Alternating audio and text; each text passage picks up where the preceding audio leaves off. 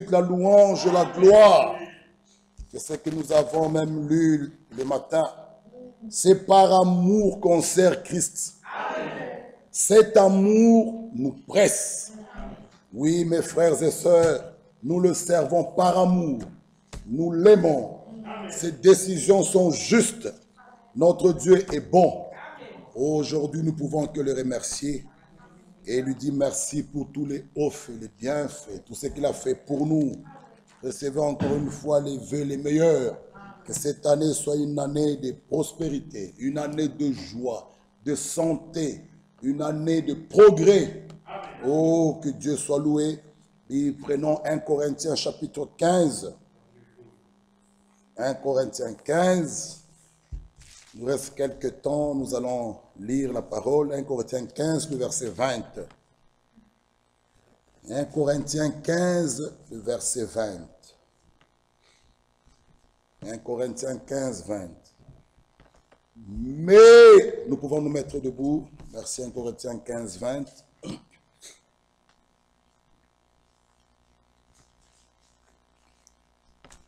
« 1 Corinthiens 15, 20 nous dit, « Mais maintenant, Christ est ressuscité des morts.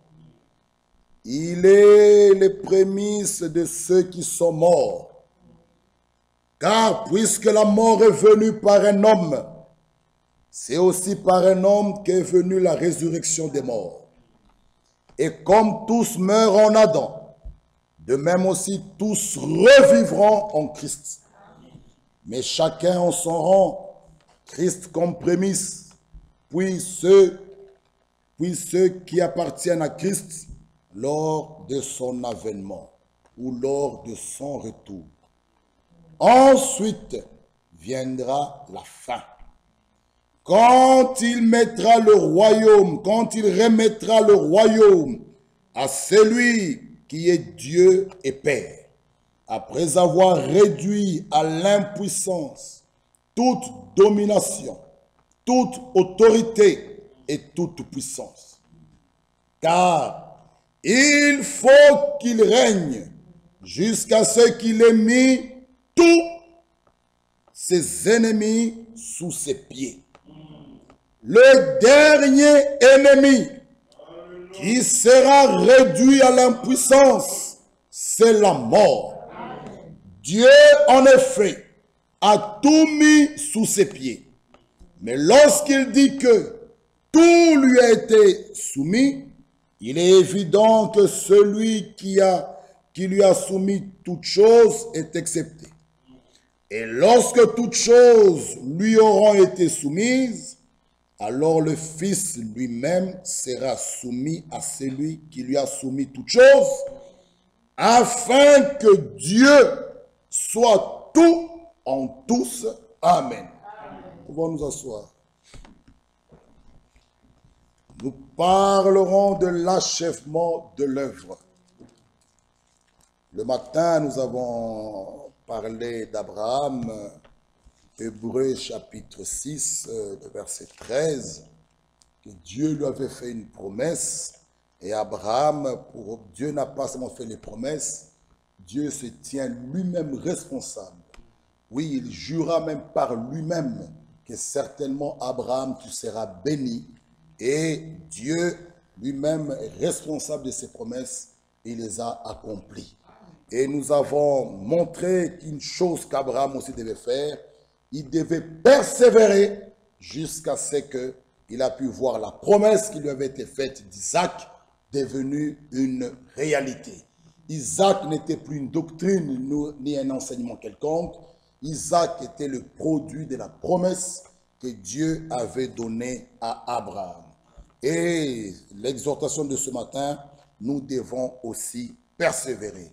Quand Dieu nous fait des promesses, il nous faut la foi, il nous faut la persévérance et la patience dans les promesses de Dieu. Parce que celui qui a promis, il est fidèle, il le fera. Et nous avons montré que tout homme soit reconnu pour menteur, seul Dieu pour vrai. Quand nous disons tout homme, c'est tout homme. N'essayons pas d'expliquer quelque chose là. L'Écriture dit tout homme soit reconnu pour menteur, seul Dieu pour vrai. Parce qu'en toute chose, l'honneur et la gloire doivent toujours revenir à notre Dieu. Et là, nous parlons maintenant de l'achèvement de l'œuvre. Que ce qu'il a commencé, il va l'achever. Philippiens chapitre 1. Philippiens chapitre 1. Oh, ma Bible ici est déchirée là. 1, 6. Je suis persuadé que celui qui a commencé en vous cette bonne œuvre la rendra parfaite pour le jour de Jésus-Christ. À la croix, le prix a été payé. Nous avons été délivrés. Nous avons été rachetés. Nous pouvons lire dans Galates.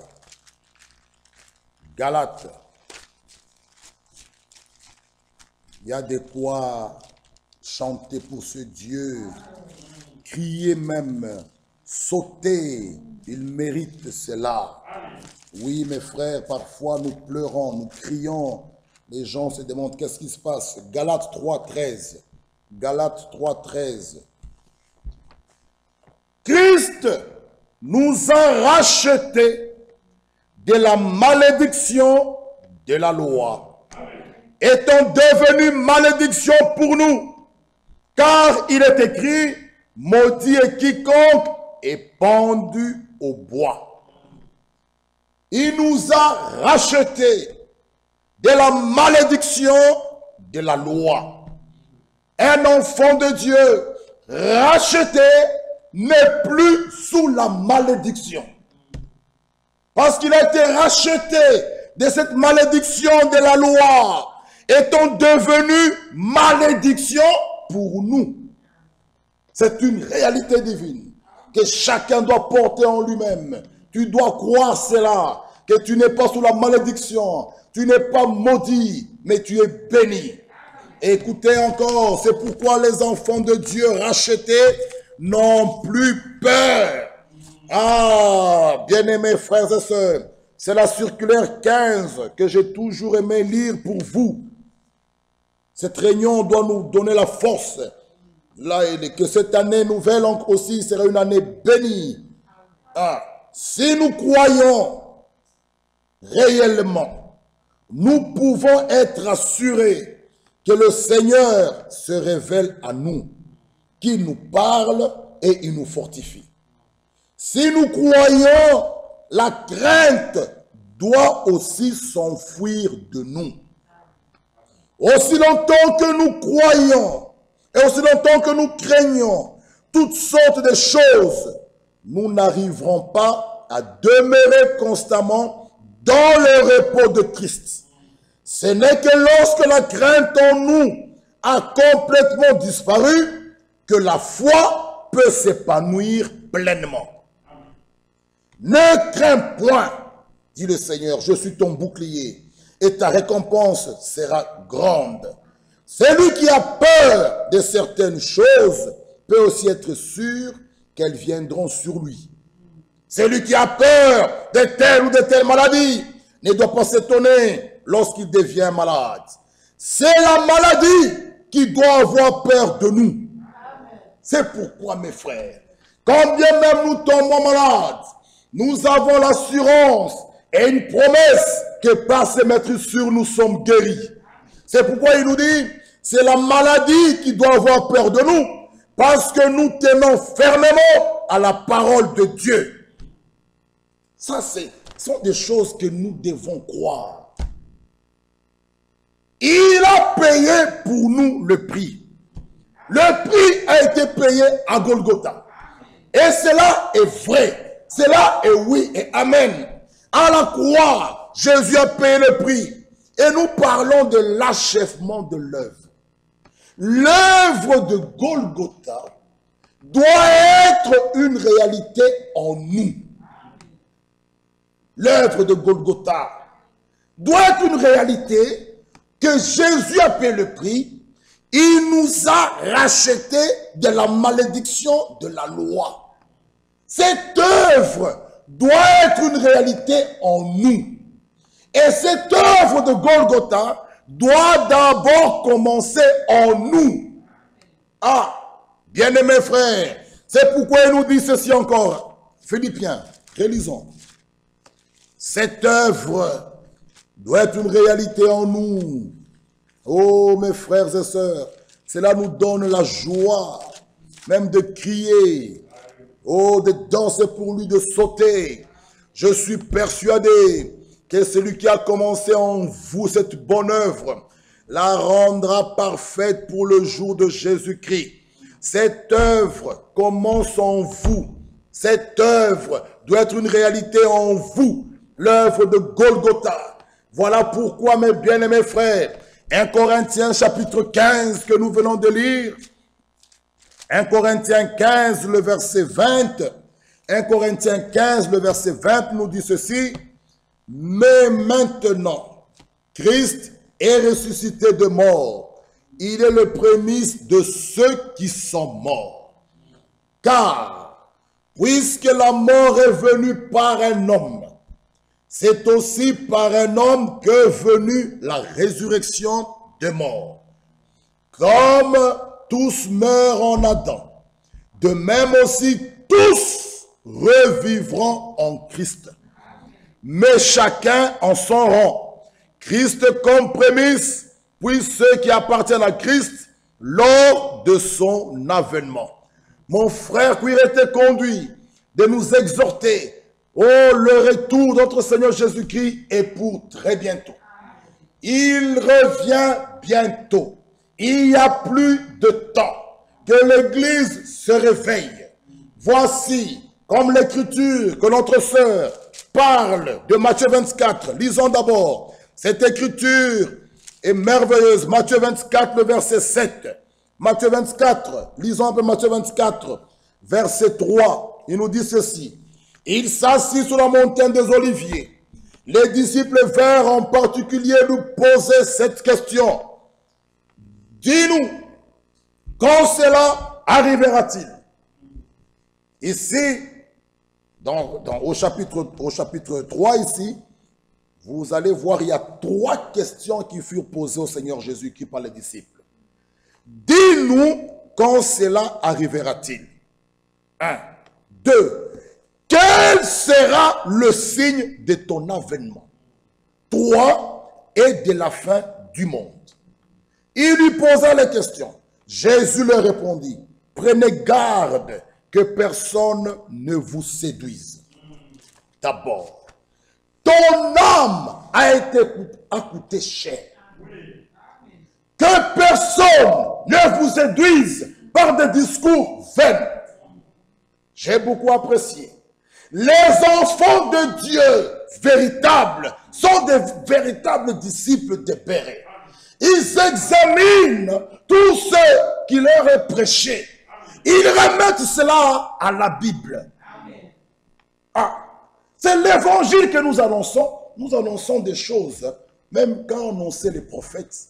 Ah, aujourd'hui, nous pouvons prêcher sur la nouvelle naissance. Mais cela a été annoncé déjà depuis Ézéchiel. Lorsqu'il nous parle, j'ôterai de votre corps le cœur de pierre, je vous donnerai un cœur de chair. C'était déjà annoncé. Ce sont des choses que même les prophètes ont déjà annoncées. Et Paul nous exhorte de ne pas aller au-delà de ce qui est écrit. Alors l'exhortation nous dit, prenez garde que personne ne vous séduise, car plusieurs viendront sous mon nom, pas en mon nom. Regardez bien l'écriture. Plusieurs viendront sous mon nom. Mais Marc nous dit, en mon nom, ils chasseront les démons. Ils imposeront les malades seront guéris. Pas sous mon nom, en mon nom. Mais ici, les séducteurs viennent sous son nom. C'est différent. Ah, Marc 16 est ici. Marc 16, c'est en mon nom. Ils imposeront les mains aux malades. Ils chasseront les démons. Les malades seront guéris. Mais là, il dit, plusieurs viendront sous mon nom, disant, c'est moi qui suis le Christ. Et ils séduiront beaucoup de gens. Vous entendrez parler de guerre et de bruits de guerre. Gardez-vous d'être troublés. Jean 14. Que votre cœur ne se trouble point. croyez en Dieu et croyez en moi. Les élus, même lorsqu'ils voient le corona, ils entendent des tremblements de terre, ils ne sont pas troublés. Parce que eux, ils sont déjà avertis. Ils savent que ces choses nous montrent que Jésus-Christ est à la porte. N'est troublé celui qui n'est pas averti. Imaginez, on vous dit que là, il y a un serpent. Je le sais. Si je vois le serpent, je ne serai pas troublé. Mais celui qui n'est pas averti, lui, s'il voit le serpent, il sera troublé. C'est pourquoi pour nous les élus, que nous voyons Corona, que nous voyons les élections des États-Unis, et Trump, nous voyons tout ça, nous, on n'est pas troublés. Nous, comme Siméon, on est divinement avertis. Oh, gloire soit rendue à Dieu, parce que les élus ne seront jamais troublés. Déjà, il nous dit dans Jean 14, que votre cœur ne se trouble point. Croyez en Dieu et croyez en moi. Pourquoi les élus ne seront pas troublés? Tout ce que nous voyons, nous, ça ne nous trouble pas. Par contre, ça nous met dans la joie que le départ est pour très bientôt. C'est ceux qui ne sont pas avertis, eux, ils sont troublés. Nous, on a déjà lu Luc nous dit, il y aura de l'angoisse sur la terre où les gens ne sauront que faire. Nous, on est déjà avertis. Quand on voit les réchauffements climatiques, nous, on n'est pas troublés. Mais eux, ils sont troublés. Ils feront des réunions et des réunions. Mais là, il nous dit, vous entendrez parler des guerres et des bruits des guerres. Gardez-vous d'être troublés, car il faut que ces choses arrivent. Mais ce ne serait pas encore la fin. Le verset 7 que ma soeur a dit, que son fils Enoch a vu, une nation s'élèvera contre une nation, un royaume contre un royaume. Il y aura en divers lieux des famines et des tremblements de terre. Nous avons entendu derrière moi le tremblement de terre ici à côté, tout près de chez nous ici, en Suisse, normalement, oui, et Strasbourg ici, la semaine passée. Mais il nous dit, ces choses-là doivent arriver. Mais le verset 8, il dit, tout cela ne sera que le commencement des douleurs. Alors on vous livrera, même au tourment. Vous voyez, mes frères, nous attendons déjà, soyons, c'est déjà écrit, on vous livrera au tourment et l'on vous fera mourir. Et vous serez haïs de toutes les nations à cause de mon nom. Ah, alors aussi plusieurs succomberont et ils se trahiront. Oh, se haïront les uns les autres. Donc ne soyez pas étonnés. Plusieurs faux prophètes s'élèveront. Ils séduiront beaucoup de gens. Et parce que l'iniquité se sera accrue, écoutez maintenant, l'amour du plus grand nombre se refroidira. L'amour du plus grand nombre se refroidira. Mais les élus, frère, seront toujours minoritaires, ils tiendront. Un élu aime la vérité. Même lorsqu'on le corrige, l'élu aime ça. L'élu, l'amour de la vérité, l'amour de sa parole. Mais ici, il nous dit, l'amour du plus grand nombre se refroidira. Regardez, les gens n'ont plus le même l'amour. Les gens sont devenus froids, des formalistes. Les gens ne prient plus, les gens n'aiment plus, même pleurer devant Dieu. Les gens sont devenus trop intellectuels. L'amour du plus grand nombre se refroidira. Les gens préfèrent rester dans leur maison. Les gens préfèrent dire, frère, l'amour du plus grand nombre se refroidira. Et cette baie, celui qui persévérera jusqu'à la fin sera sauvé. Cette bonne nouvelle du royaume sera prêchée dans le monde entier pour servir de témoignage à toutes les nations. Alors viendra la fin. Vous connaissez cela, Matthieu 24, tout ce qui est écrit. Ce sont des choses que nous voyons. Ce sont des choses que nous palpons tous les jours. Jésus-Christ revient bientôt. l'achèvement de l'œuvre. Cela est pour très bientôt. Ce qu'il a commencé, il va l'achever. Et en rapport avec cela, lisons un peu avec moi Jacques 5. Jacques 5. Jacques 5, 7. Nous allons voir cette écriture qui est vraiment en rapport avec son retour. Regardez, Jacques 5, 7. Soyez donc patients. Un enfant de Dieu est patient. Comme Abraham fut patient. Il a persévéré, il attendait, il a vu l'accomplissement de ce que Dieu lui avait promis. Soyez patients. Ne fabriquez pas l'enlèvement. Non, qu'il est déjà venu. Non, celui qui est monté reviendra de la même manière qu'il est parti. Il n'est pas parti en tant que nuée. Non, non, il est parti en tant que dans la chair. Il reviendra de cette façon-là. Et le rendez-vous de nous, les vivants et les élus, et les saints qui sont morts, qui vont sortir, c'est dans les airs avec lui. Soyons patients. Revenir, il va venir. Ne fabriquons pas l'enlèvement. Oh, qu'il est déjà venu. Non, soyez donc patients, frères, jusqu'à l'avènement du Seigneur. Voici le laboureur attend le précieux fruit de la terre, prenant patience à son égard, jusqu'à ce qu'il ait reçu les pluies de la première et de l'arrière-saison. Arrêtons-nous un peu là. Cette écriture que nous voulons lire avec vous est en rapport avec le retour de notre Seigneur Jésus-Christ. Et son retour est très proche. Et nous nous exhortons tous à être patients et à persévérer. On nous parle ici d'un laboureur. Relisez ici avec moi. Le laboureur attend le précieux fruit. Si vous regardez bien, le laboureur a besoin de ces deux pluies. Les deux pluies ici sont très nécessaires pour le laboureur. La première pluie et l'arrière, et on nous dit les pluies de la première et de l'arrière-saison. La première pluie sert à fertiliser la terre quand elle tombe là. La deuxième pluie amène la sémence à la maturité. Et le laboureur a besoin de ces deux pluies.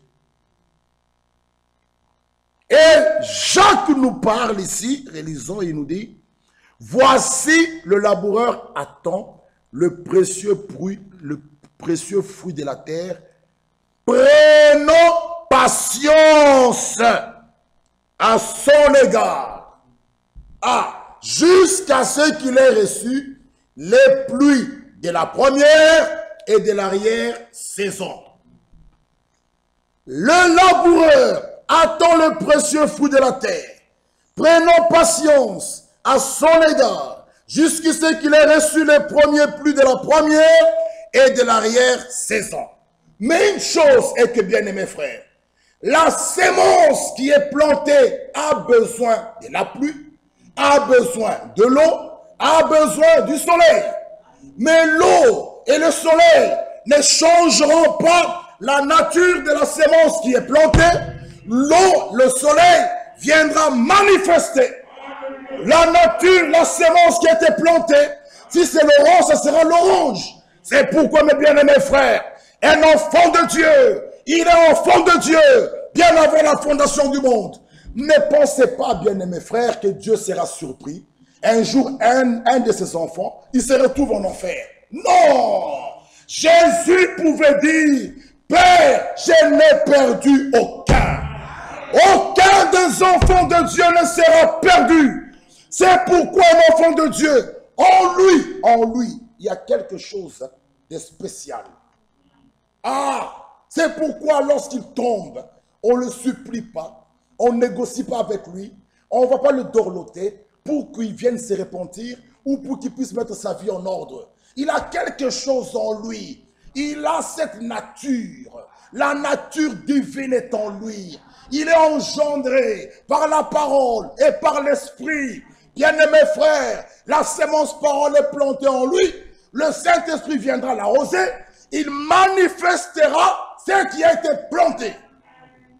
La pluie et le soleil ne changera pas la nature de la sémence. Si c'est un grain de maïs, tu auras le maïs. C'est pourquoi l'Écriture nous dit, lisons un peu dans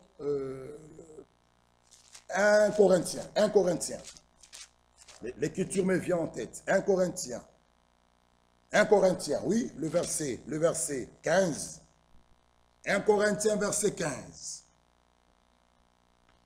Chapitre 15, merci. Chapitre 15, verset 33.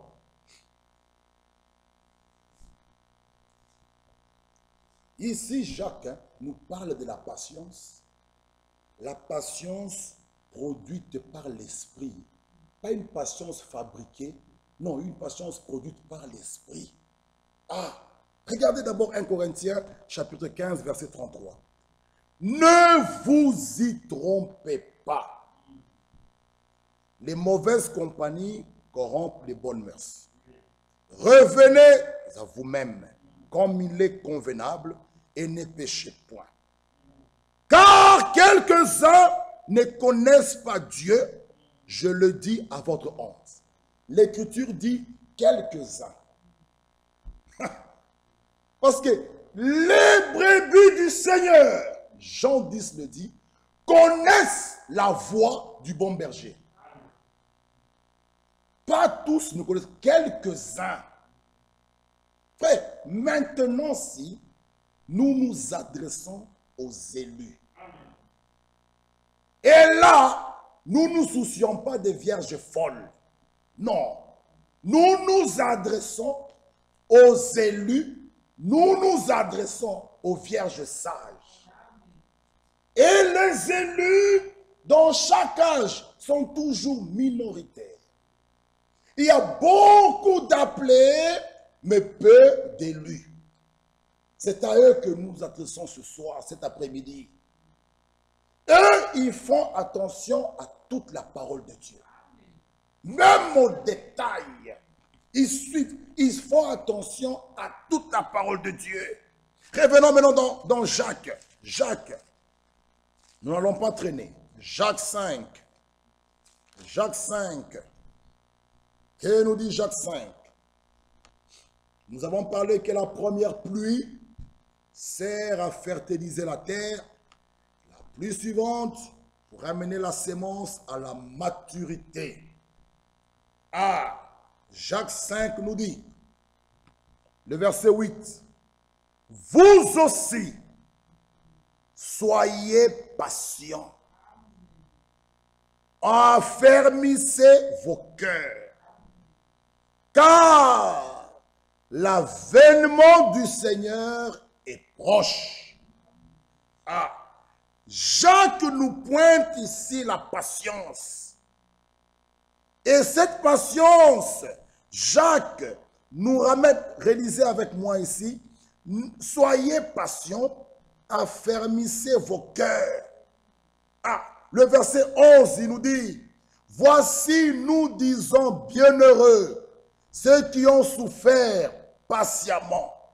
Vous avez entendu parler de la patience de Job. Ah, Jacques nous parle, nous pointe la patience de Job. Et à la fin, c'est que le Seigneur lui accorda. Je vais vous lire circulaire 1974. Ce sont des ans, ici, juillet 74. Je n'étais même pas encore né. Moi, je suis en 75. Mais écoutez ce que l'homme de Dieu pouvait déjà nous dire ici par rapport à Jacques 5 que nous venons de lire avec vous. Qu'est-ce qu'il nous dit ici? C'est merveilleux, c'est merveilleux. Il nous dit ici, ah, la patience que nous parlons est un fruit du Saint-Esprit. Lisons un peu Galates. Lisons un peu Galates. Galates 5, 22. Mais le fruit de l'esprit, le fruit de l'esprit, c'est l'amour, la joie, la paix, la patience, la bonté, la bienveillance, la foi, la douceur, la maîtrise de soi. Ah. La patience est un fruit du Saint-Esprit.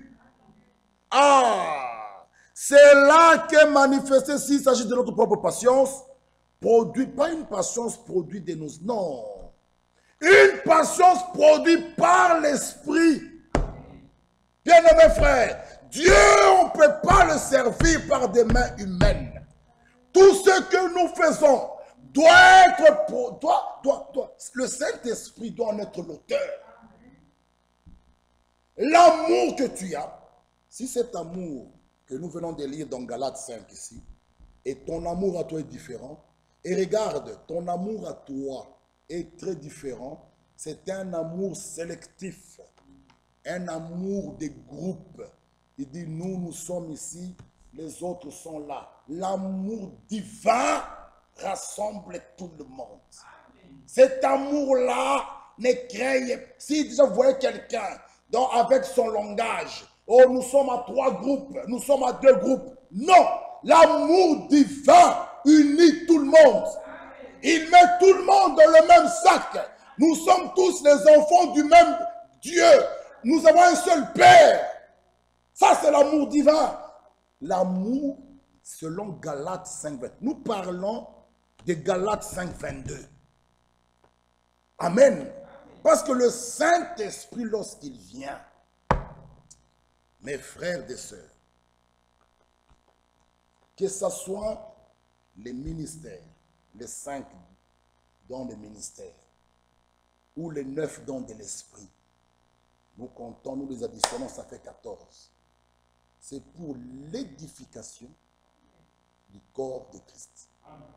Les 5 dons ministères, des ministères selon Galates, selon Ephésiens 4:11, et le 9, vous les mettez ensemble, il y a 14.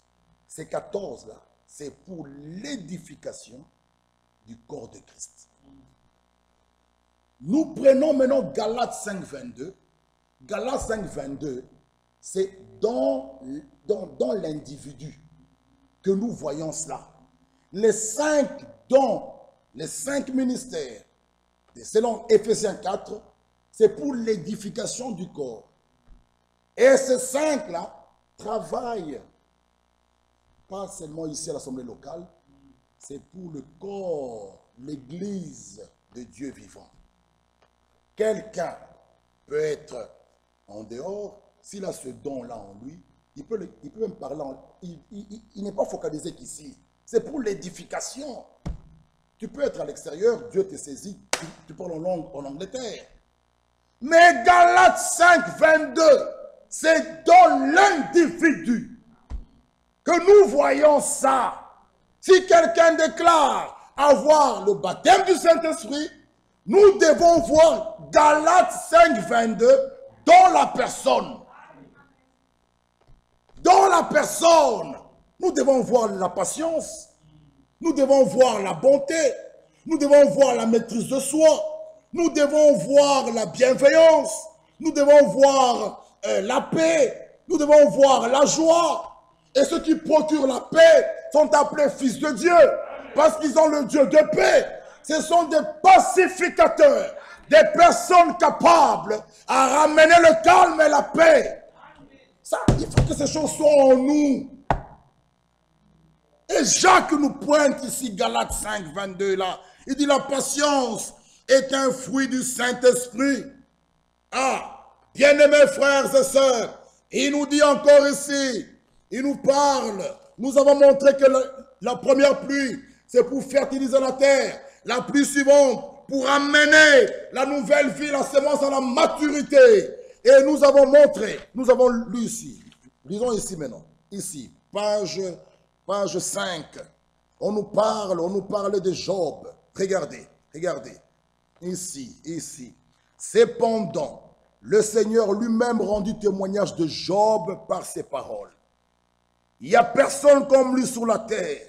C'est un homme intègre et droit, craignant Dieu. Arrêtez-nous un peu là. Nous avons parlé le matin même d'Abimelech. Abimelech a dit au Seigneur, j'ai agi avec un cœur pur et des mains innocentes. Le psaume 24, on a lu, qui montera à la montagne de l'Éternel? Ceux qui ont le cœur pur et les mains innocentes.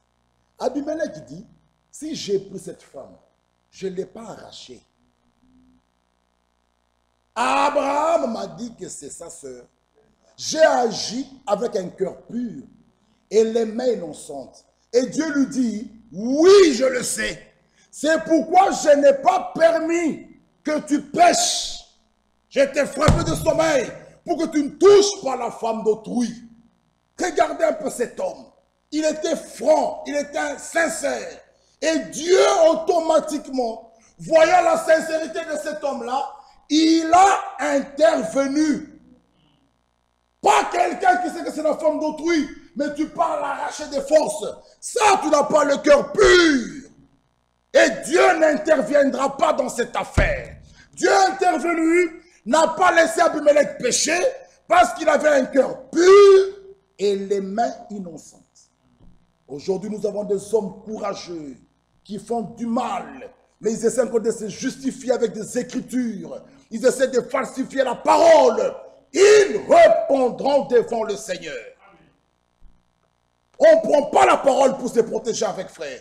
La parole de Dieu, on doit la prêcher, même si elle se retourne contre moi. Je présente les choses comme il faut. Le mal est mal, le bien est bien. Le son dans l'église ne doit pas être confus. Si le son est confus, qui se préparera à la guerre? Le son doit être clair. Amen. Abimelech était sincère et Dieu a intervenu. Quelle grâce, bien-aimés frères. Voilà pourquoi l'homme de Dieu, Branham, il nous dit quoi? Je préfère quelqu'un sincère et dans le faux, quelqu'un de faux dans la vérité. Il est très dangereux. Quand on est sincère dans le faux, Dieu viendra te ramener. Frère, mais quand quelqu'un est vrai, mais se trouve dans l'erreur, mais il est sincère, Dieu s'en occupera. Mais un faux, frère Branham nous prêche la trace du serpent sur un rocher. Bien-aimé frère, il nous dit un serpent qui passe sur un rocher, on ne verra pas de traces. Un serpent qui passe dans l'eau, après 5 minutes, on ne verra plus rien. Il dit, quand Satan se cache derrière la parole, il devient plus dangereux. C'est pourquoi l'Écriture dit que personne ne vous séduise. Soyez les disciples de Béret. Tout ce qu'on vous prêche, examinez. N'importe qui, examinez. Ce n'est pas la parole, voyez la personne. Vous avez ce mandat-là d'aller vers la personne qui a prêché et lui dire, montre-nous ce que tu as prêché dans la Bible. Bien-aimés frères, que personne ne vous séduise. Défendez la vérité, soutenez la vérité, défendez la parole, quelles que soient les conséquences, tenez à la parole. Dieu est de votre côté. Il se trouve dans la vérité. Donc, même si vous êtes seul, même si frère Michel n'est pas avec vous, tant que c'est que vous soutenez la parole, Dieu est de votre côté. Frère, n'ayez peur de personne. Tout homme soit reconnu pour menteur. Ton âme a coûté cher. Tu n'as pas à écouter n'importe quoi. L'âme, libérée, cette âme sauvée, doit manger que la pure parole. Recevoir la pure parole qui amènera cette âme au scellement. Oh, bien-aimés frères, ne vous contentez pas de l'onction. Il faut avoir le scellement de l'âme. Et pour que l'âme soit scellée, l'âme doit avoir la pure parole. Ah, pas des interprétations. Ne supportez plus ça. Non, il ne faut plus tolérer ça, frères et sœurs. Même si nous taisons. Ce n'est pas moi qui ai payé le prix de ton âme. Non, non, il ne faut plus faire ça. Quelque chose qui n'est pas correct, par qui que ce soit, vous vous tenez avec respect et amour.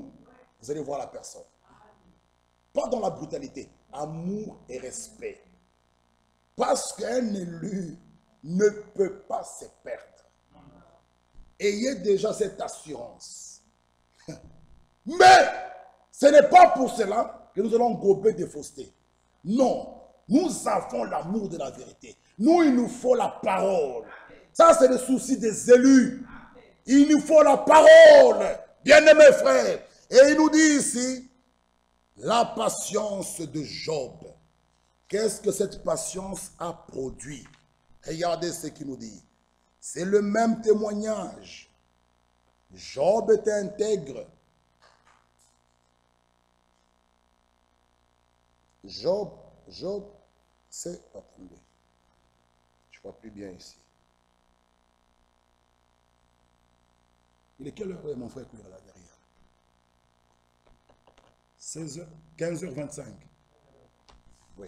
Job était intègre, Job était droit, et Job craignait Dieu.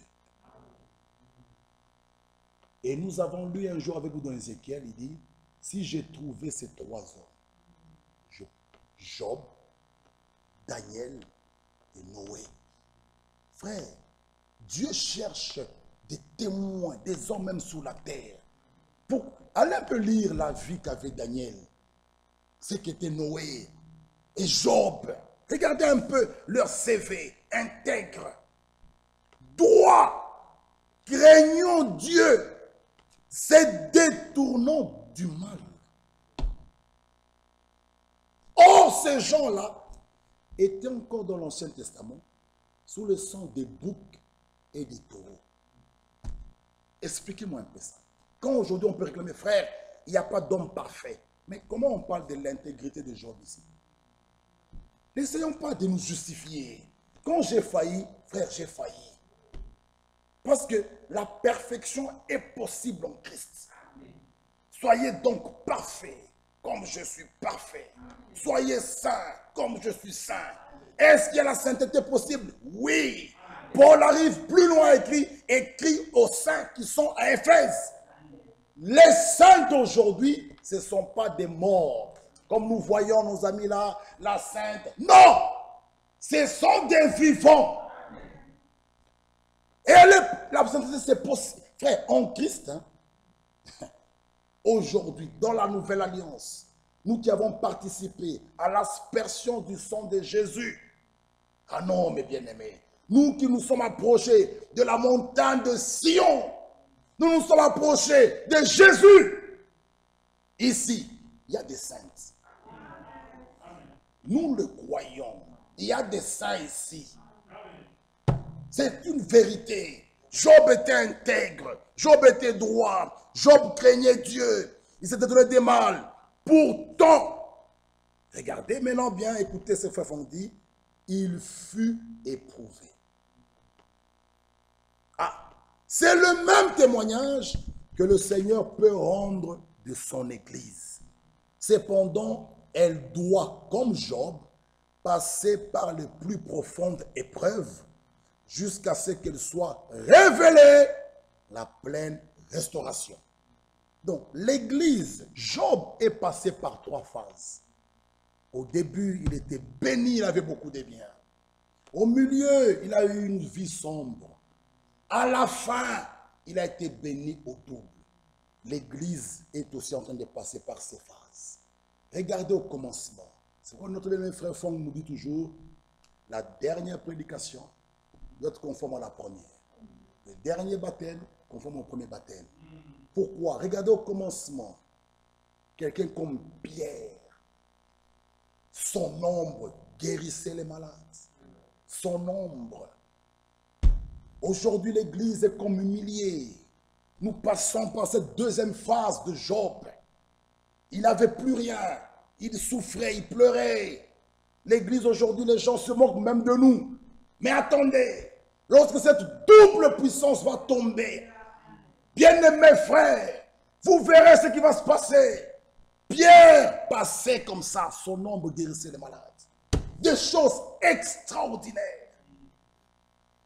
Des choses extraordinaires. Écoutez, écoutez. Oh frère, non, nous allons seulement nous arrêter là. Regardez, écoutez ceci. J'aime bien ça.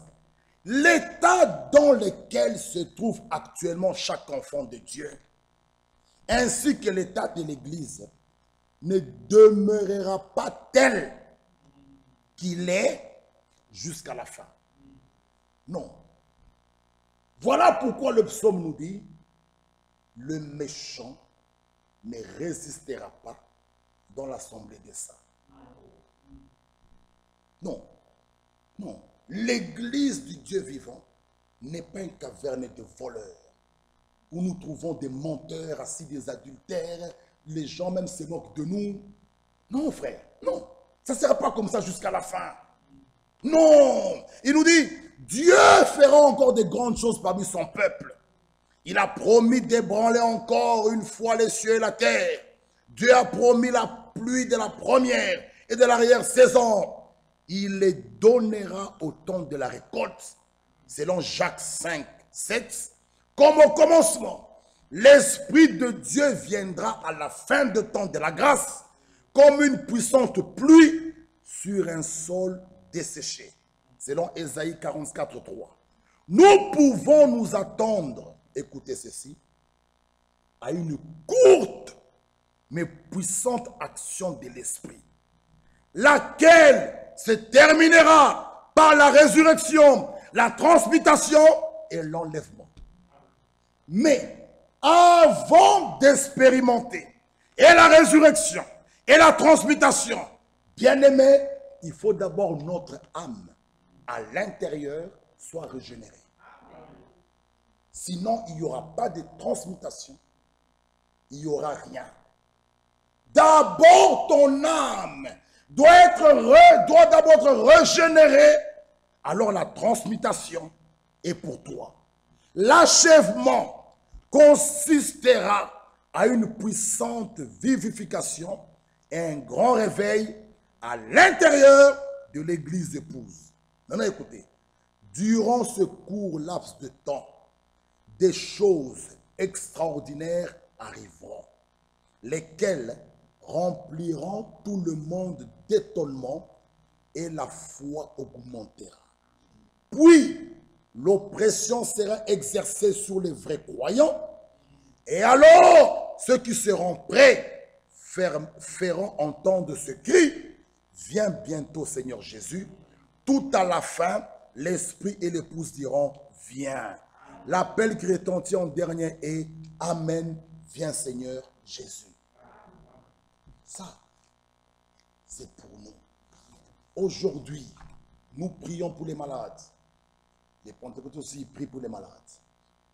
Ils sont guéris chez nous. Ils sont aussi guéris là-bas. C'est pourquoi, écoutez bien, les miracles ne sauvent pas. Même la guérison ne sauve pas. Il y a des païens qui sont malades, peut-être qui envoient même des requêtes ici. Nous prions pour eux. Ils sont guéris, mais ils ne croient pas. Donc, ces choses-là sont bien. Mais ce jour-là, à la fin, cette puissance-là ne tombera que sur les vierges sages, sur les élus. Là, eux, ils pourront crier, ils n'auront rien. Ça sera uniquement pour les élus. Ces choses ici que nous venons de lire. Et là, il nous dit, la pression, puis l'oppression sera exercée sur les vrais croyants. Bien-aimés frères, mais avant que cette pluie-là tombe, il faut d'abord maintenant être régénéré et baptisé du Saint-Esprit. Sinon, vous attendrez cette pluie-là en vain. Et imaginez, mon frère Curé donne l'exemple ici de rater l'enlèvement. Mais maintenant, imaginez, vous êtes à deux avec une sœur et l'action arrive. Tu vois, la sœur reçoit cette puissance. Tu la vois, vous êtes à l'abattoir avec elle. Elle voit un boiteux, elle dit, boiteux, lève-toi et marche. Ça sera le ministère de la parole parlée.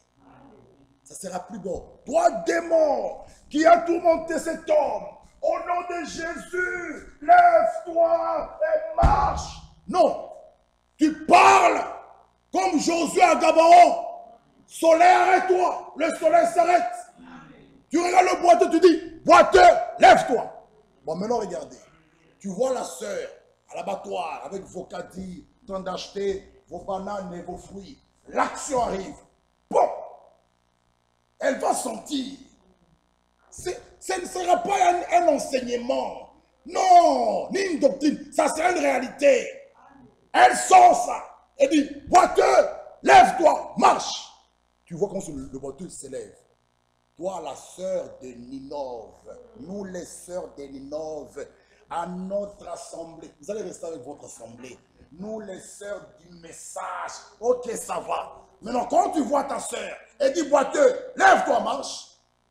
Toi aussi, tu regardes et tu vois là-bas un aveugle. Aveugle, vois, vite. Aveugle, vois, vite. Oh. Maintenant, elle te dit, comme Élisée, peut-être il dort. Peut-être il est en voyage, ton Dieu.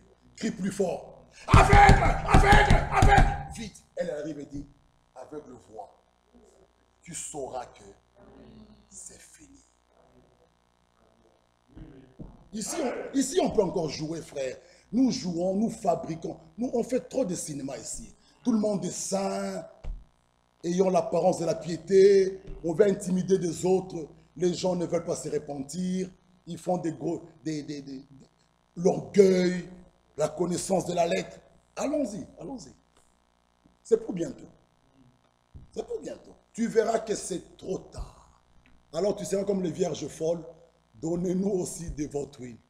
Oh, nous on n'en a pas. Allez chez ceux qui en vendent. C'est pourquoi, soyez sûrs que quand vous venez ici, non, ne venez pas fabriquer des choses. Vous pouvez nous tromper, nous. Tromper les diacres, tromper l'église. Mais vous ne tromperez jamais Dieu. Parce que lui, il enverrait cette puissance sur ceux dont les cœurs sont réellement régénérés. Et ils ont le véritable baptême du Saint-Esprit. Pas un Saint-Esprit fabriqué, tu vas intimider les gens ici. Non, le véritable. Et quand tu as le véritable, il te convaincra du péché. Il te conduit dans toute la vérité. Ce Saint-Esprit-là, non, il ne peut pas te laisser comme ça. Et il y a des choses que nous voyons que cet homme n'a rien. Il nous ment. Il y a des petites choses. Il y a des petites. Frère Branham dit, mettez-moi une personne ici 5 minutes, je vous dirai s'il a ou pas. Quelqu'un qui a le Saint-Esprit, l'autre, il dit qu'il a, il saura qu'il a ou pas. Il aura ou pas. Parce que le Saint-Esprit en toi ne peut pas te faire nier la parole. C'est des petits tests. Tu discutes en vain pour mettre ta vie en ordre. On doit te tirer avec, je ne sais pas quoi, comme une corde. Non, le Saint-Esprit lui-même déjà te convainc. Avant même que Frère Michel vienne. Parce que tu l'as. Le cœur, boum, boum, boum, boum, boum. Mets ta vie en ordre. Boum, boum, boum. Tu vas te réveiller, tu es en train de regarder l'heure. Le matin vite. Le matin, quand c'est le matin, merci Seigneur, je m'en vais mettre ma vie en ordre. Il ne peut pas te laisser comme ça. Jésus revient, tu as un péché à confesser 6 mois, 4 mois, et tu dors à l'aise. Non! Ma soeur, mon frère, faites attention. Tu vas crier, boiteux marche! Boiteux marche!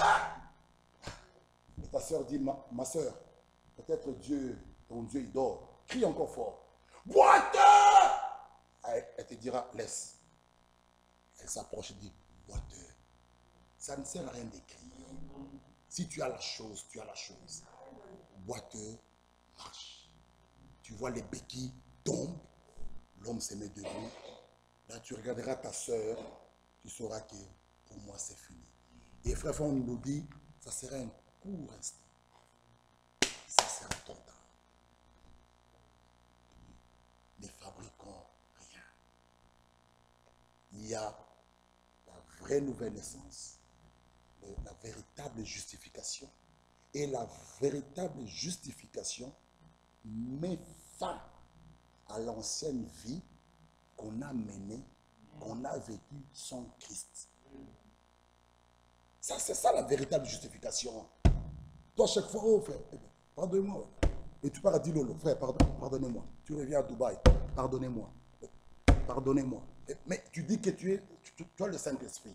Même pas, parce qu'à la justification déjà, ça met fin à l'ancienne vie. Mais au baptême du Saint-Esprit, frère, c'est à chaque moment, pardonnez-moi, frère, la colère, frère, oh frère, pardonnez-moi, frère, non, frère, que Dieu nous aide.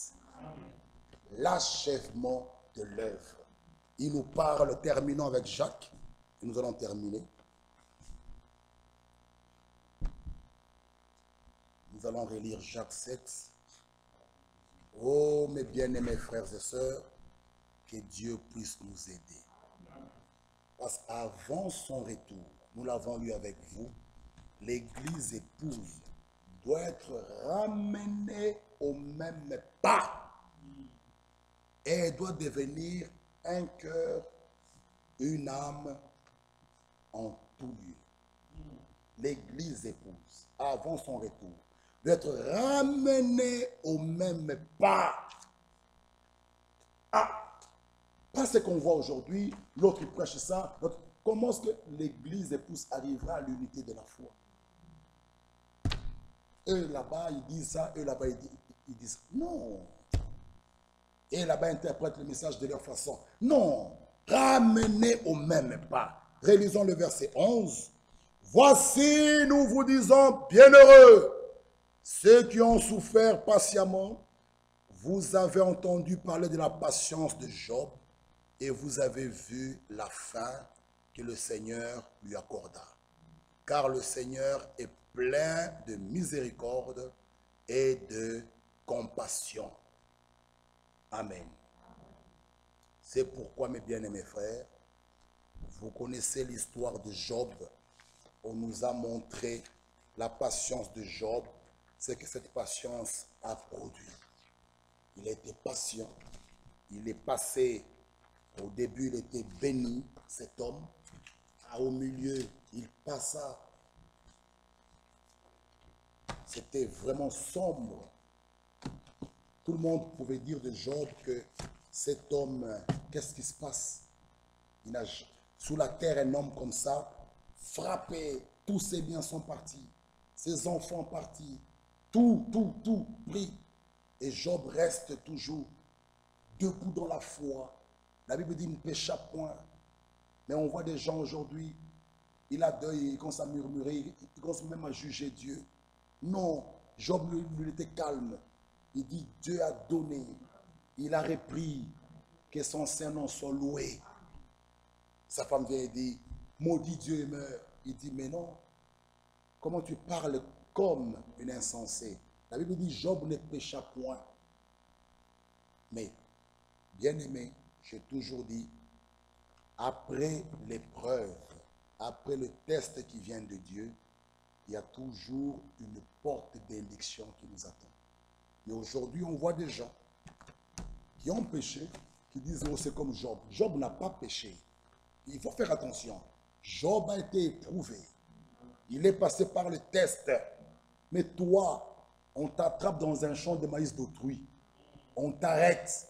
Oh frère, les épreuves comme Job. Non! Attention, tu es un voleur. Tu mérites, on t'a fouetté, tu viens avec l'œil gonflé. Ne viens pas nous dire que non, ce sont les épreuves de Job. Ou bien tout concours, ou bien de ceux qui aiment Dieu. Dieu n'était pas envoyé d'aller voler. Soyons corrects. On commence à falsifier. Vous voyez Job. Bon, vous voyez là, Josué. Frère, non. Faisons attention. Ne falsifions pas la parole. Job n'a pas péché. Job était éprouvé. Et Dieu au ciel. Regardez comme ça. Regardez quelqu'un maintenant comme Samson. Samson, il a pris Dalila. Après, les yeux crevés. Samson lui-même, sachant que j'ai mal agi, je n'ai pas écouté. Parce que même ses parents disaient, cette femme, non. C'est une Philistine. Qu'est-ce que tu fais avec une païenne? Non. Alors lui-même demanda sa propre mort. Que je meure avec les Philistins. Redonne-moi la force. Mais regardez Job. Job Job était éprouvé. Il a même dit, il a donné, il a repris. Il est passé. Maintenant Dieu peut dire à Satan, tu vois mon fils Job, je t'avais dit, ce n'est pas pour l'argent qu'il m'aime. Ce n'est pas pour la santé qu'il m'aime. Oh, nous servons Christ par amour. Même malade, nous le servons. Frère, même si nous enterrons, nous l'aimerons. Même si on a deuil, j'aime Dieu. Dieu dit à Satan, tu as vu? Il dit, j'ai vu. Maintenant, enlève ta main. Je vais le bénir au double. Dieu lui-même a dit à Satan, cet homme-là, il est dans ma main. Il ne peut pas m'unir. Alors, Paul vient nous dire, qu'est-ce qui nous séparera de l'amour de Christ? Paul parle. La persécution, est-ce la maladie? Job ne l'a pas fait. Job est resté ferme. Il dit, il a donné, il a repris. Que son Saint-Nom soit loué. Frère, un homme qui a fait une expérience réelle et vraie avec Dieu, même s'il perd tout, il n'abandonnera jamais Dieu. Il jamais, bien-aimé frère. Jamais. Alors Paul peut nous dire, qu'est-ce qui nous séparera? Regardez Job. Il est resté ferme. Et Dieu l'a béni, pas comme au double. Job, là tu avais 6 000, prends 12 000. Tu avais combien de vaches? J'avais 4 000, prends 8 000. Tu avais combien de chèvres, Job? J'avais 2 000, Seigneur, prends 4. Tu avais combien de camions? J'en avais 10, prends 20. Au double! Alors on voit Élisée qui dit à Élie, je veux le double de l'onction qui est sur toi. Frère bien-aimé, l'église épouse, avant le départ, recevra ça. Et ça, bien-aimé frère, ça. Aucun que tu sois, ô vierge folle, ô méthodiste, maintenant, c'est bon. Ils appliquent aussi Marc 16. C'est bien. Ils peuvent le faire. Et Dieu est bon. Dieu aussi, il guérit. Notre Dieu est bon. Il suffit qu'ils appliquent Marc 16 dans la foi. Ok, il a guéri. Il y a aussi des guérisons là-bas. Nous aussi ici, il y a aussi des guérisons. Il y a des morts là-bas. Nous aussi nous enterrons. On a enterré en 2020. Toute une liste. Mais ce jour-là, ça sera uniquement pour l'église épouse. Que pour l'église épouse. Cela, mes frères bien-aimés, que Dieu nous bénisse. Que chacun s'examine. Sinon, ce jour-là, vous aurez honte. Tu vois ton frère, il regarde et dit, lève-toi, marche. Et toi, tu arrives avec les costumes et les cravates, avec ta grosse Bible, comme tous maintenant on aime les grosses Bibles. Tu arrives, montagne. Parce que ce jour-là, l'écriture qui dit, alors tu diras. Pas tu prieras. Tu diras à cette montagne, ô toi de là, va-t'en. Ça, nous allons l'expérimenter. Alors toi, tu arrives. Montagne! Déplace-toi d'ici. Va te jeter dans la mer. Voilà la montagne à égard. Montagne, je dis quoi?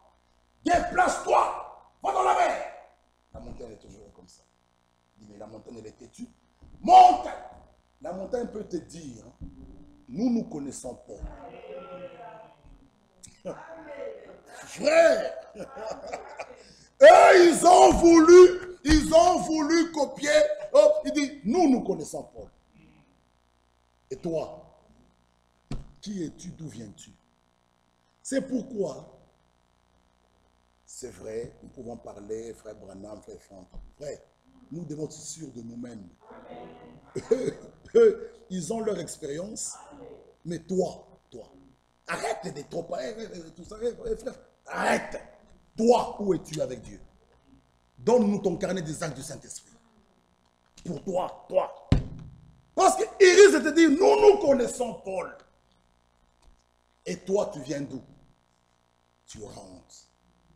Tu vas regarder au portail. Et tu vois une brebis qui était sérieuse, qui arrive à côté de toi. Montagne, déplace-toi. Là, avec ta Bible, tes brochures, tes circulaires, tu vas rester avec ça comme ça. Tu verras que c'est fini. Ça sera un court instant, comme ça, trop court. Et ça sera trop tard. C'est pourquoi aujourd'hui déjà, que chacun fasse son inventaire. C'est encore le temps de la grâce. Il dit, Seigneur, me voici, pardonne-moi. Il te pardonnera et tu feras les vraies expériences. Et cette double puissance-là sera aussi pour toi. C'est que nous attendons, frère, la première et la plus dernière saison. Frère, les deux là qui tomberont.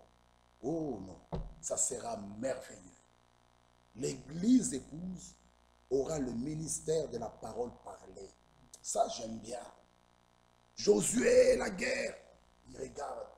Il n'a pas dit, bon, mon Dieu, je t'en supplie, toi, soleil, arrête. Soleil, arrête-toi. Toi, lune, suspends ta course. Fini. C'est là que nous partons. Nous parlerons. Tu diras à cette montagne, ô-toi de là, déplace-toi. Que Dieu vous bénisse.